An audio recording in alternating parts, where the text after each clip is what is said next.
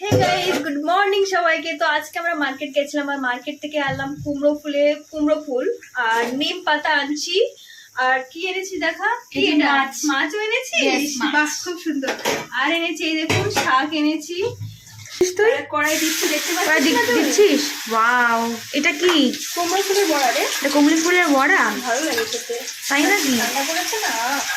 ঠান্ডা পড়েছে, বৃষ্টি হয়েছে মনে হয় না এখানে।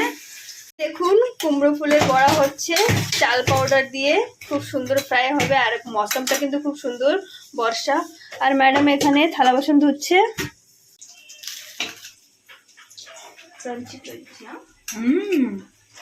ভালো হয়েছে, ক্রাঞ্চি, টেস্টি, ভালো হয়েছে।